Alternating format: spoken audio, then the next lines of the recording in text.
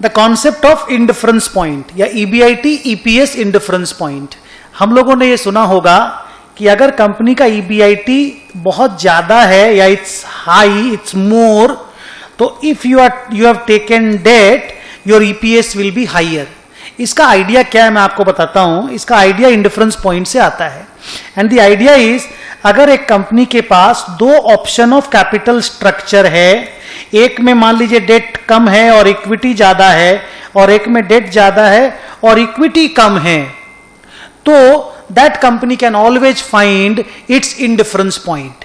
Indifference point का formula है, पहले वाले कैपिटल स्ट्रक्चर का जो भी डेट कम और इक्विटी ज्यादा से 10 डेट 90 इक्विटी, और यहां पे 70 डेट और 30 इक्विटी है, तो पहले वाले का जो 1090 का डेट इक्विटी है उसके बेस पे ईपीएस निकाल लीजिए using this formula.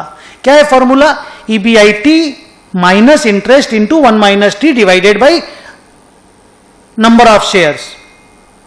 This is number of shares ना, और यहां पे ईबीआईटी, फिर सेकेंड वाले का EBIT minus interest into 1 minus T divided by equity number 2, और दोनों के बीच में इक्वल टू लगा दीजिए।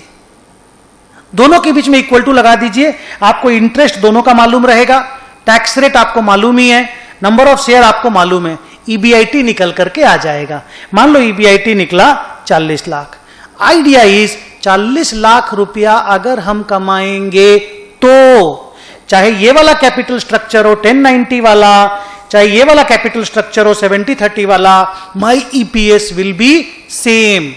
So once you find out the EBIT at which your EPS is same in both the capital structure, now you are ready with an idea कि मेरा EBIT तो 40 से बहुत ज्यादा है, हमारा EBIT तो 90 लाख रुपया का है। That means if you are earning more EBIT than the indifference point EBIT, तो आपको डेट वाला प्लान जिसमें डेट ज्यादा है, मतलब सेकेंड वाला प्लान ऑप्ट करना चाहिए, your EPS will be high।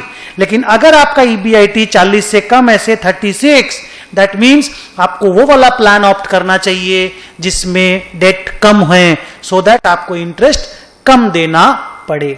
So the idea is, indifference point दोनों कैपिटल स्ट्रक्चर का निकाल लो।